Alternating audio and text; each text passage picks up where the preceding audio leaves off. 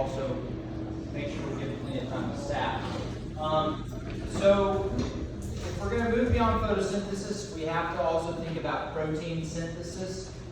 It is associated with a number of pests, specifically a lot of pest disease and pest pressure.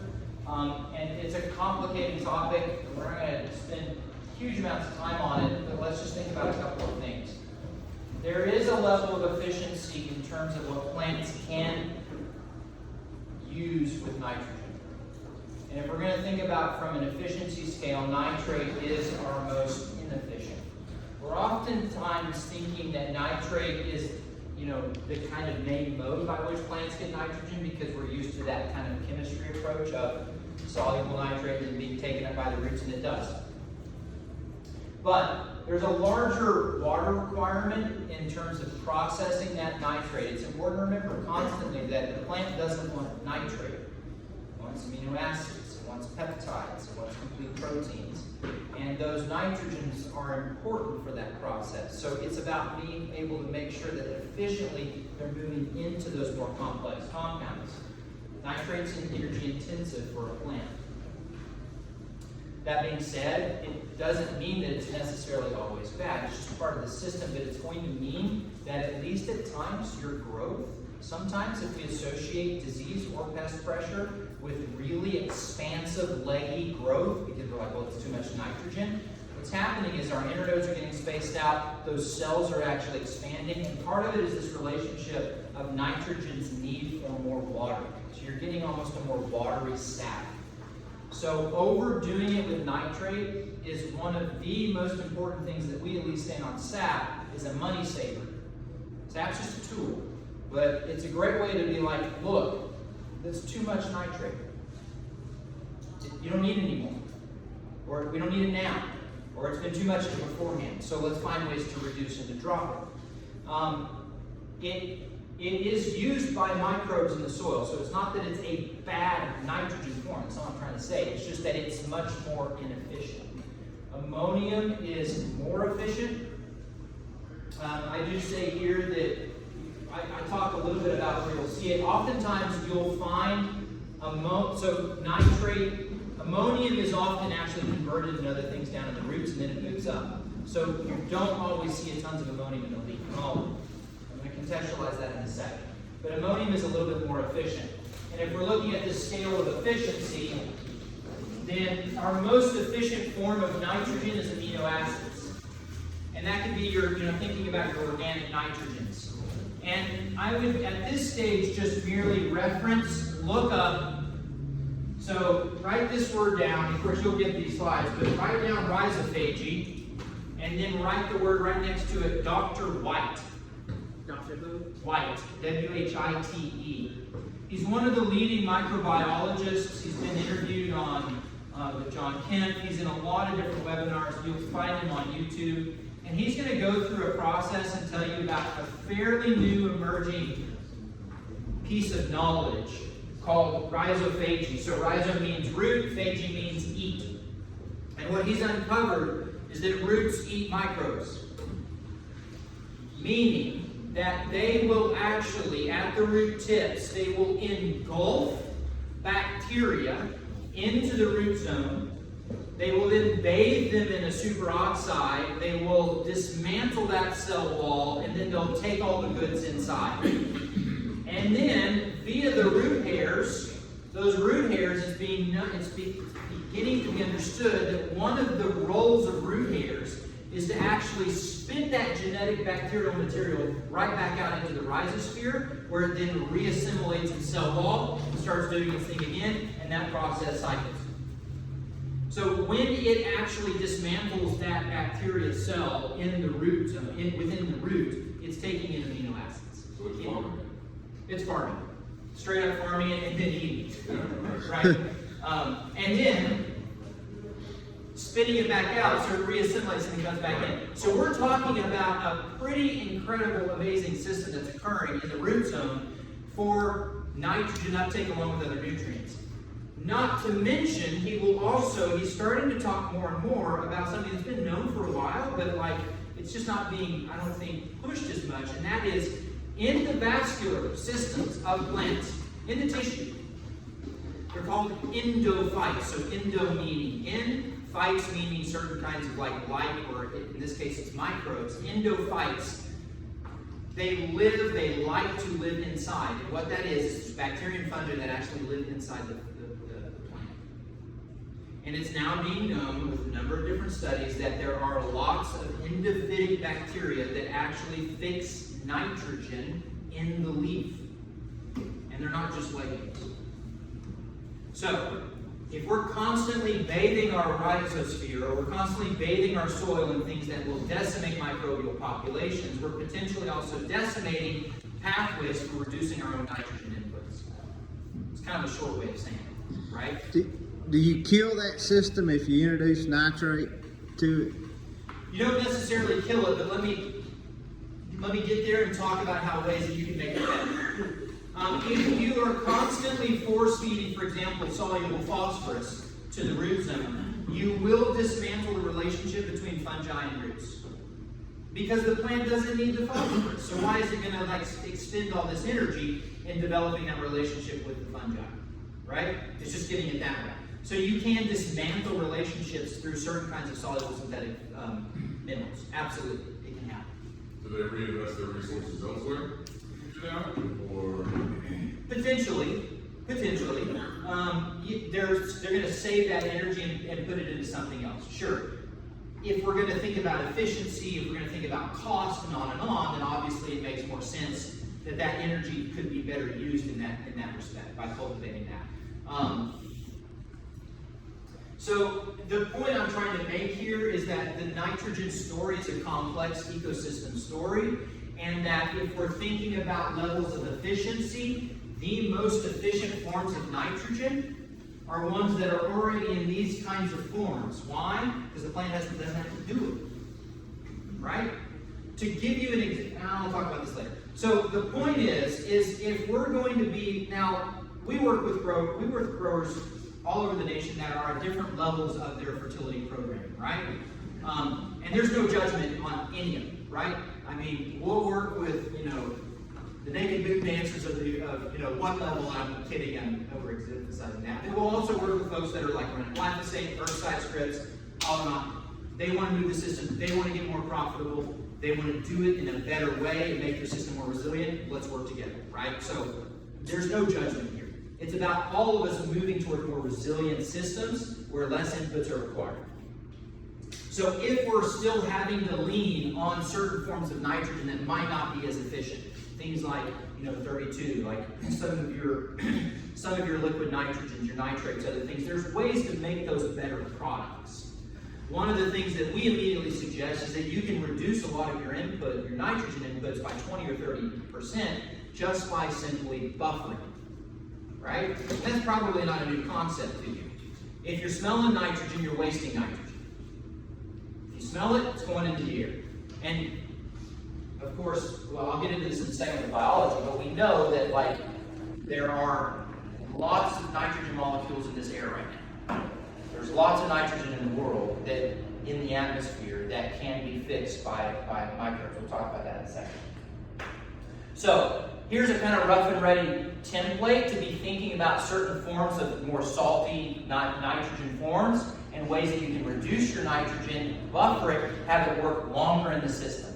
So think about it like this. If I have X amount of nitrogen, then I'm going to look at 3% to mix with that to be some kind of a humic substance. 3%. Depends on the product and what you might be working with, whether it be compost or something else, but I'm looking for 3% humic substances of some kind. What is that? So humic substances are very complex carbon molecules that are fundamentally made up of carbon. You can get everything from humic acids, fulvic acids, those are humic substances. Now, I'm going to also add into that a carbohydrate package of some kind.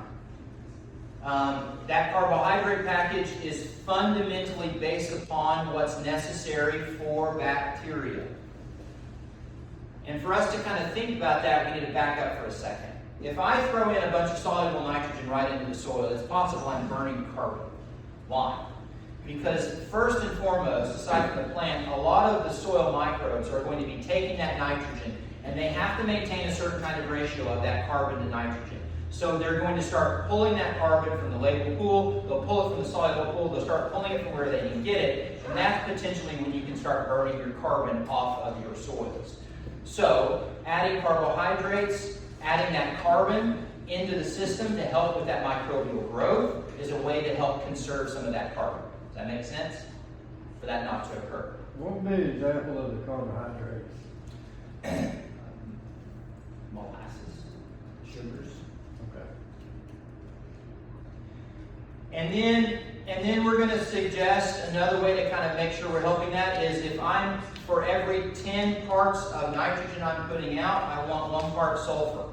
So if I've got 10 to 1 carbon to nitrogen, I roughly have 10 to 1 nitrogen to sulfur. I need sulfur in every one of my ecosystems within the soil or in the plant because sulfur is needed to be able to bind and push those nitrogens into more complete proteins.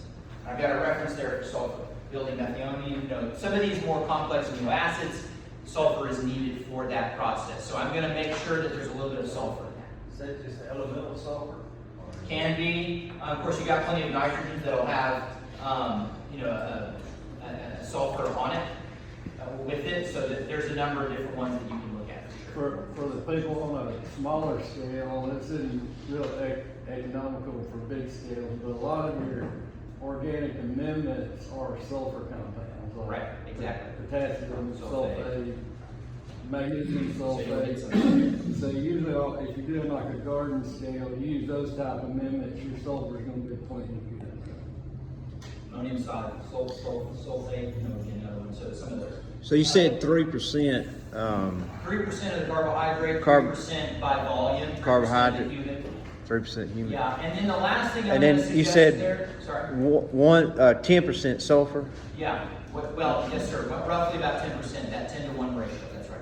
And I would say that sulfur is something, if you're not using those type of amendments, is going to be low.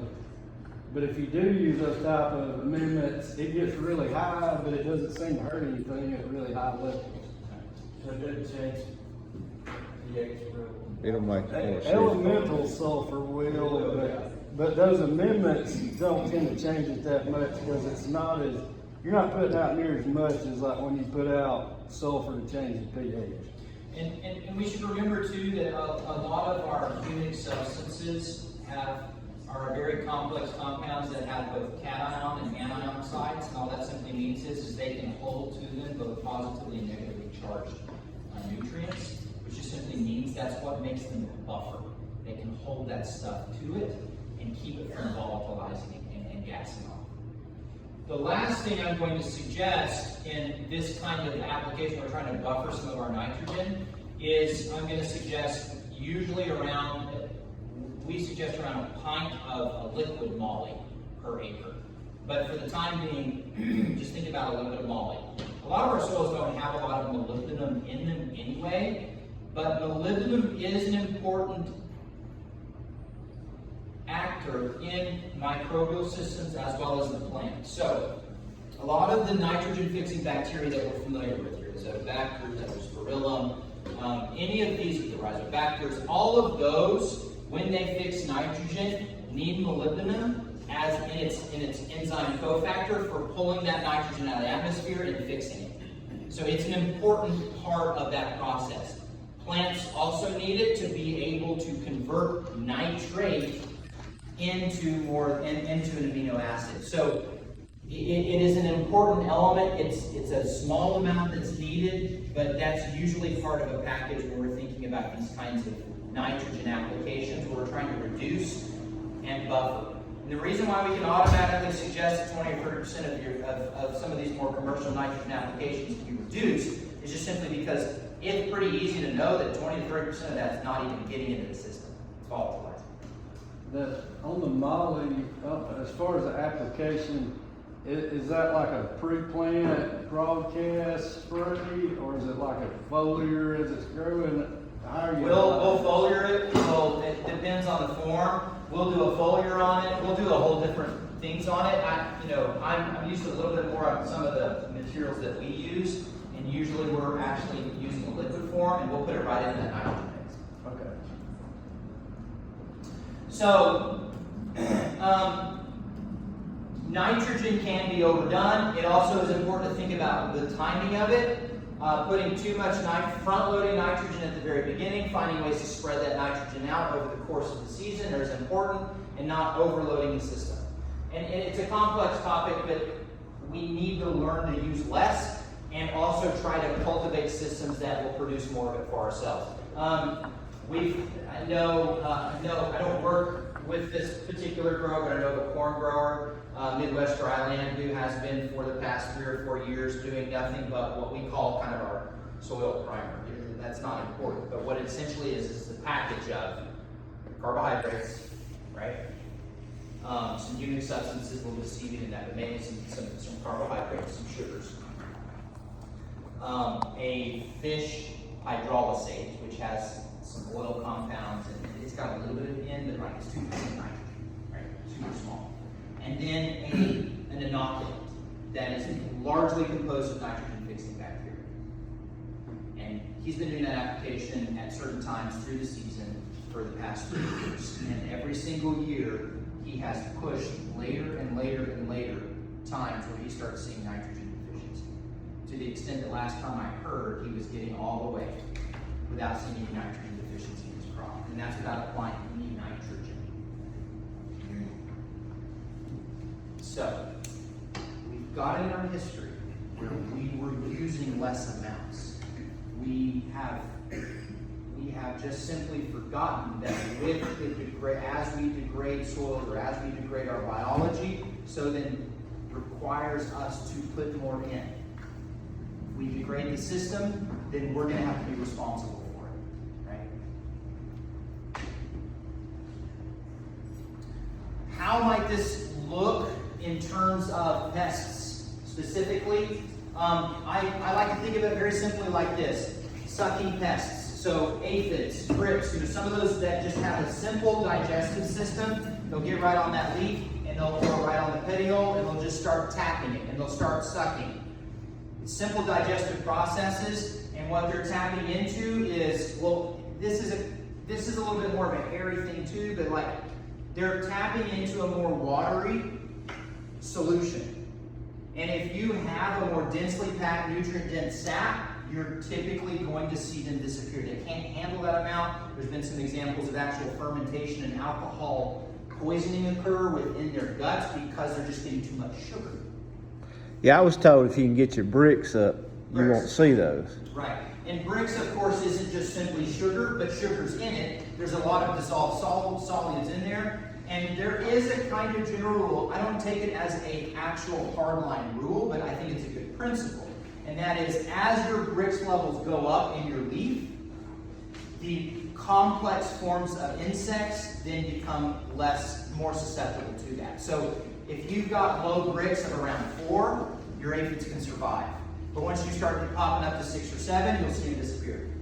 Your bricks was what, 15 or 16? It was high. Yeah. And the higher bricks we do associate with more pest resistance because of that.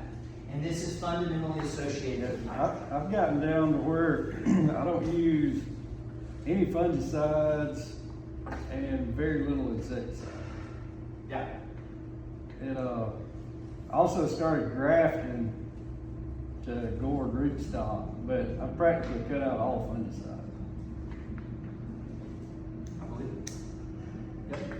And part of that is you're probably just working on a more balanced system where the nutritional level is just more balanced. And you're not creating necessarily these moments where, for whatever reason, that imbalance starts actually attracting pests. And from an eco, we tend to think of our pests as like just a waste, like we should just destroy them all, but like they have an ecosystem function. They're garbage collectors. If we didn't have them, we would just have garbage, just constantly vegetative garbage, constantly just building up.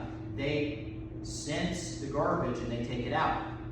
And there's some interesting research among a number of different entomologists where things like high levels of ammonium in the sap are like neon lights in the dark to a number of insects. They see it and they go right to it.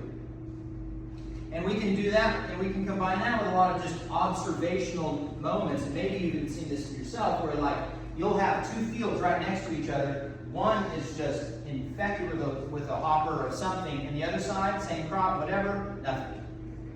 Right? And it has to suggest that there's something going on a nutritional basis that is affecting that if all things else are equal. So we see, there's a number of different ways we can think about this. It's going to be fundamentally associated with nitrogen.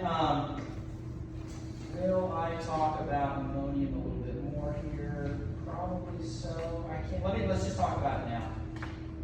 So for any of your greenhouse growers, or just Georgia, right, or us in the South, you can also think about certain kinds of abiotic stresses that affect your ammonium levels, and that then can cause certain kinds of pressures. We see this especially in greenhouses, but it can be apparent in the field as well, and I've seen it in the field. So think about a big heat event. Maybe it comes a little early, right?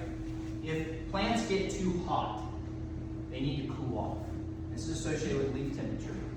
And when that happens, what they'll do is they'll shut down photosynthesis, or at least reduce it greatly, and then start the photorespiration.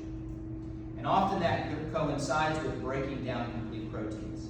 So what they're doing is they're breaking down proteins into more simpler forms so they can use that energy in other ways, since they're not getting it from photosynthesis. And usually what we see in the sap is an immediate spike in ammonium, because it's going to use that ammonium in a different form, which then starts attracting a lot of your pests. So we tend, if you want a kind of rough, easy way to think about this, high nitrates, think moly. If I'm seeing high nitrates, I need to make sure moly's there to help reduce it. And I've seen it, just an application of moly, I've seen it reduce nitrate. Ammonium, high levels of ammonium, you're going to also see your sugars go down usually. Ammonium spikes, sugars go down, at least in sap. And you don't have to have a sap for this, you just know that a heat moment is going to potentially cause that for what the plant's having to go through. So it potentially might need some more carbohydrates, some more sugars, to help build that energy store up. And then there's a lot of interesting research around, any pecan growers in here? We've got a few. So yeah, I mean, definitely around. Not commercial. Nickel is definitely a thing in pecan fertility programs, and there's a lot of reasons for that. But nickel is definitely associated with reducing ammonium in the sap as well. So again, we don't work with nickel that much, but the research is pretty clear. It's already in a lot of our fertility programs. It will reduce ammonium down. It's helping create a better balance and push that ammonium into more different forms. And I guess these some of these concentrations of ammonium, isn't it when it transpires, you get a buildup of it, and that's when you get spider mites? Something I was reading on Kemp's website that kind of shocked me was the temperature at which it starts happening is a lot lower than I expected. Because you see spider mites when you get 90 to 95 degrees, but the process is actually starting at a lower temperature than I would have thought. Yeah. And we associate a lot of pests with temperature. This is the reason on some level, right? We're seeing these spikes in available nutrients for these pests. Third level is just, let's talk a little bit about fats. I always love to think the fact that yes, plants can get fat too, we just see it differently, right? So glossy leaves. That's a kind of wax, it's a lipid that's being formed on a leaf. It's a sign of a really healthy plant. It's helping with controlling the temperature. You're going to get more reflectance from that gloss, so it can help reduce leaf temperatures. And there's been some studies in which wax leaves versus non will have a higher temperature if they don't have that on them. So gloss helps with those kinds of climactic pressures. Lipids also just mean that there is more energy in the system. It means that potentially we're kind of flipping here. When we go from level 1 and 2 to 3 and 4, we're now thinking less about just actual nutrients and more about what we're getting from that biology. Because the biology is now going to start making things much more efficient. If a plant can get amino acids from the biology versus a nitrate, it's going to go with the amino acids. It's just more efficient. So can you be too fat in your own words for a plant? I actually have read a study on suggesting that there's very similar pathways in plants and humans with diabetes, but not with fats. I've never seen anything where it's too fat. I think for the most part, what we're going to see here is your bulk. The fat is really associated with a certain kind of hormonal resistance to its climate in the area. So it's storing its energy in fruit and in seeds and differently in the way that we store. The reasons why we might store fat. This also is an important, if any of y'all are in the world of like thinking about soil and like bacterial fungal ratios, and you're tired of always having like really high bacteria soils, most of our agricultural soils are just heavy and dominant bacteria versus fungal parameters, and usually it is good to be trying to push more to a 1-to-1 ratio. And there's a host of reasons for why our fungi are low. But a really good thing to think about here is that with more efficient plants, they will actually start leaking out in their exudates in the roots lipid forms as well. And those more complex carbohydrates of lipid forms are fungal food. So you can potentially start boosting more of your carbon cycling and your fungal populations when you get to this level of health. I know you're talking about lipid synthesis as far as the plant's health and all, but us harvesting it, is there an uptick in the amount of soybeans produced in their seed if this is achieved? So is this associated with test weights, protein levels, or whatever it may be with grain? Yes. And it just simply means that we're getting more efficient, complex carbohydrates that can get into that seed at a higher density level. I think shelf life improves also, doesn't Oh, it? absolutely. Of the old feedstock? So there is, part of what we've tried to emphasize, we feel like the literature is pretty clear on this, and that's just simply that to get healthy soils, you start with healthy plants. And by helping plants be as healthy as possible, you will more effectively build carbon in your soils than by just simply adding it. Because this is where it's going to happen. And so in that respect, cover crops and diverse mixes and trying to find ways to always have live roots in the ground at any moment is a way to constantly be thinking about building that bank and building that carbon cycling in your soil. I'm going to spend a little bit of time on here, not too much though, but this is where we can see with those lipid layers, we'll start seeing a little bit more of that barrier, a little bit of help against airborne fungal and bacteria populations. So any of your fungal or bacterial leaf diseases that are airborne and land on there and then go at it, this is where you can see more of an effectiveness. This is where, at least from a conceptual standpoint, that lipid production is going to help with that, or that higher level. There's a couple of things just to kind of help you think about this. Lipids on the leaf surface are not just simply a barrier, but they're food for good bacteria and fungi that will live on the leaf surface. In the same way that we've got an ecosystem in the roots, we have them on the leaves as well. Right? It's one of the reasons why sometimes our fungicides will work, but then they'll create a second problem. Because we're wiping out that ecology on the leaf. It might be taking out the thing that we don't want, but it's also taking out a lot of the other actors that actually will help form barriers against some of the pathogens that we don't want. And there's good examples here. So, I just gave a couple of examples. A damaged leaf on a grapevine study shows that 24 hours later, it has a higher lipid content than any other leaf around it. Protection. You get stressed leaves, they'll accumulate more wax on their surface than other non-stressed leaves. That's taken from cotton. So it's just showing that ecologically this is already happening. What are the nutrients we want to think about that are available for the plant in this case? Calcium, silicon, boron. Important thing to note that some of our herbicides will break down those lipids. So just a quick quick little run through. Just thinking about something like powdery mildew. So if you think about its life cycle, essentially is going to get on that leaf surface, and it, in that moment is going to have an opportunity to start boring down through and to then start accessing the nutrients that it wants. Once it does that, then it'll form these conidia, and then it'll sporulate and then spread. And at some point, when you're visually seeing it, that's when it's already fairly well colonized that leaf. It's already laid, right? So what helps with powdery mildew?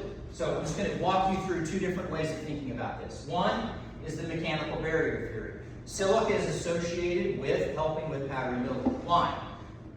I've seen it in the sap. I'll show you an example of this in a minute, where all of a sudden we're just walking through the sap, and for no reason, it's not in a fertility program, nothing's been applied, all of a sudden we see silica spike.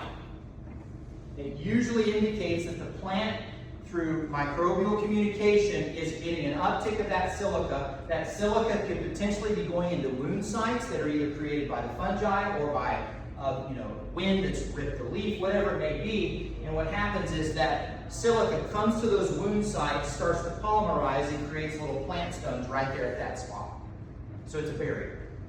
Doesn't it make it more turgid, silica? Make it what? Make the plant more turgid, like harder? And I've also noticed, like, if you use silica, it shortens the node leads, makes it harder. Tightens that plant up. Calcium-driven growth and silicon-driven growth will have a tighter, compact plant where those inner nodes are tighter. So it keeps penetration That's from right. fungus. Right. And so, just an example of these little plant stones that are being created along these infection sites in powdery mildew from silica. That's one theory. The second one is that not only does that silica actually create a barrier, it's also inducing an immune response in which the plant is reacting, creating other kinds of secondary metabolites that will then go there and help fight off and ward off that particular fungal infection. So it's both and, right? We're seeing silica do a number of different things here. And again, powdery mildew, if you see it on the leaf, from research it already indicates that it has a more decimated, diverse microbial population on the leaf surface. So in order for powdery mildew to actually succeed, it has to reduce the already existing population, or that population has to already fairly be there. So again, we're trying to think about two different levels, a mineral level as well as that microbial population on the leaf. So if someone says, I spray my plants with a little bit of microbes on the leaf, they're not necessarily being crazy and drinking moon dust. It is a thing in which there are populations of beneficial microbes that are also on the leaf surface. If we know that endophytes are inside the plant, then they're going to be on the outside too. And again, this is the example I was showing you. So you can see that this spiked, correlating with some leaf stress at the time, and then it dropped back down. And again, no silica was added. There was nothing that we did to change this. It just happened. I don't have to necessarily go through all of this. I'm just trying to show you that we don't even necessarily have to then add silica to our fertility program. But if we have an active microbial population in the root zone, then the plant's going to tell it what it needs, right?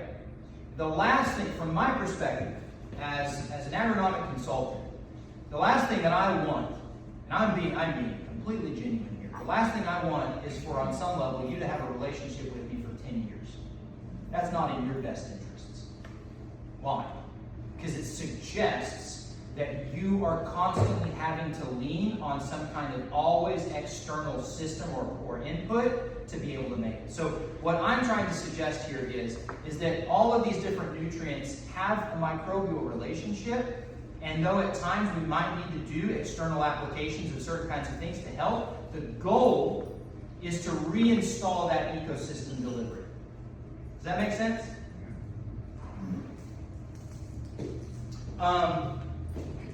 How many years does it typically take? I know, like on my farm, 3 years is what it.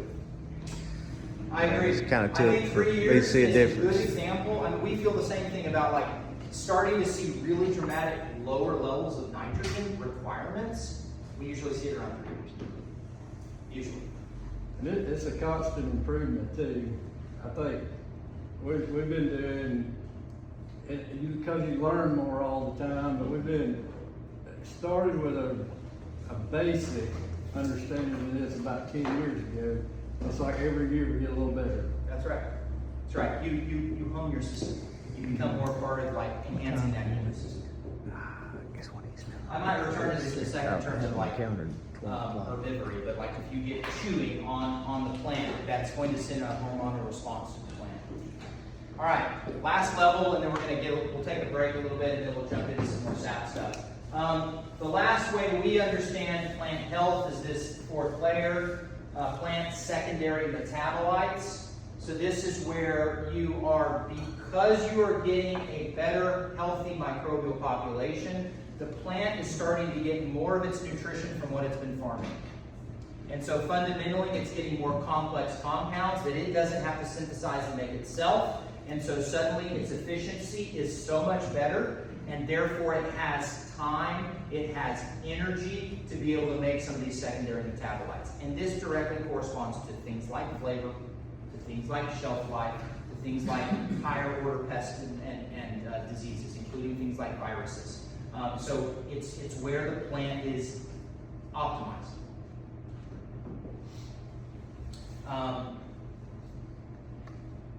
So the tough stuff, right? Some of the beetles, some viruses, nematodes, vascular diseases. When I was in Colorado, we were working with Cytospora. I mean, that's already in the vascular system of the tree. And the goal is to try to continue to reduce that, get it to a healthy point so that it can take care of it. That's a harder, longer project, right? You don't just like think, oh, I'm going to put an application on it and we'll be all good. It takes time.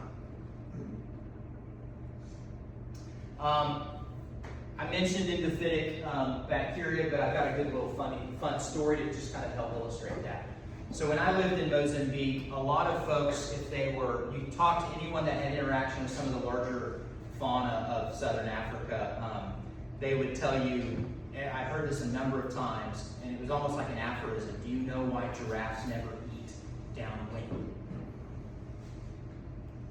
You would never see a giraffe if it's nibbling on acacia trees. You'd come to this and it'll nibble on a little bit, and then it'll go downwind and nibble a little bit on this one, and then can continue to go. And the reason is because they would die. The trees would kill them. We don't often think of trees as being as aggressive, but what they found out, and it was kind of just an observation that giraffes always ate upwind.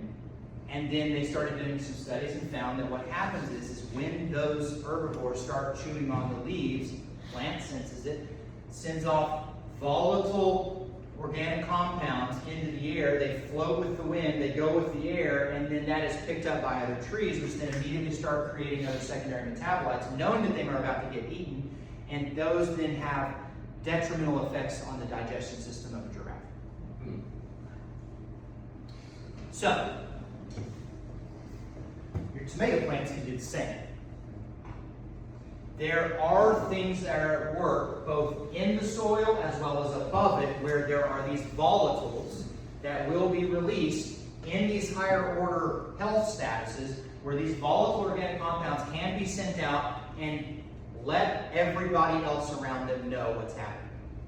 Now, that can be achieved when you've got good root zones, when you've got good mingling, when you've got a healthy system, or when you have really healthy plants that can immediately respond to that in such a way. But it's pretty clear that's what happens. And a lot of this is showing, the more research is showing, that a high proportion of these more complex enzymes and compounds aren't just simply made by the plants themselves, by the bacteria and fungi inside. Again, another example of this kind of ecosystem level of what's happening. I think I might have a reference to this. Yeah, I don't know if I have it here, but I was even talking to some wine growers not too long ago, and there's some emerging research. So everybody's crazy about resveratrol right now. Resveratrol is supposedly one of these, secondary compounds that will, never let you die, right? It's anti-aging, whatever. But the point is, it has a lot of health indications with humans. It's in grapes. they've been doing some studies on it, and they're finding that actually a higher percentage of resveratrol is made by epiphytic fungi inside the vine than the actual plant itself. So again, an example of that kind of farming with microbes. Farming in the root zone, farming within the system itself.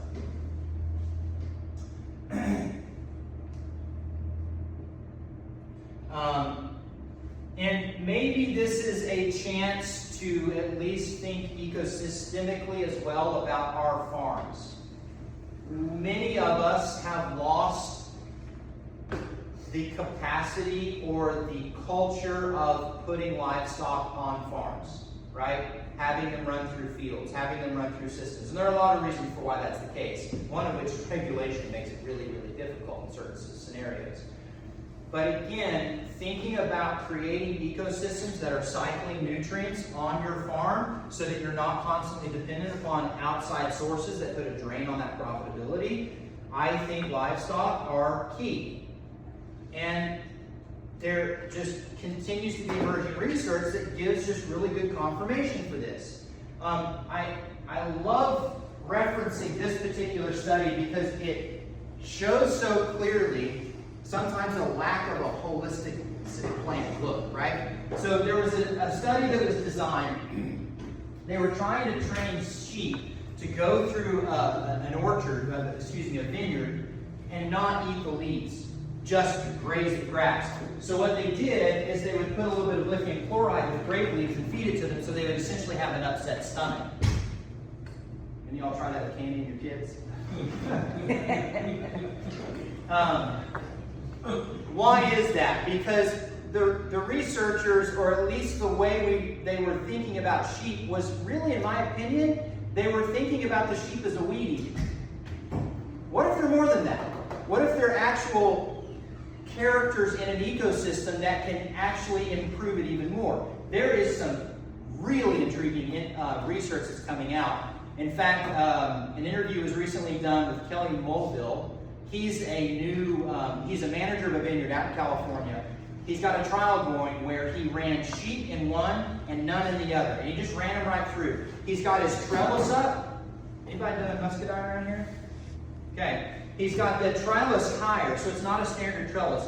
So the leaves kind of will come down. They're just low enough so that the sheep not only will graze, but they're also just clipping. They're taking out the labor of pruning. So they're pruning some of the things that they would normally have labor to do, right? And the only difference between sheep and non-sheep, that's it, in this trial, and they're getting higher yields on the sheep vineyard. And it's not like there's just tons of manure out there that they pulse them through pretty quickly, right? Again, thinking about how there's these kinds of reactions, hormonal reactions, that will create stimulants in the plants. We should think of sheep, we should think of livestock as stimulants, not just simply, well, they're also fermenters, right? They're a fermenting chamber that's walking around on your field if you're going to use them as such. Adding digestion, adding microbial life back into the system. So I just think it's an important, quick look. If you've got room for it, adding livestock into the system makes a difference.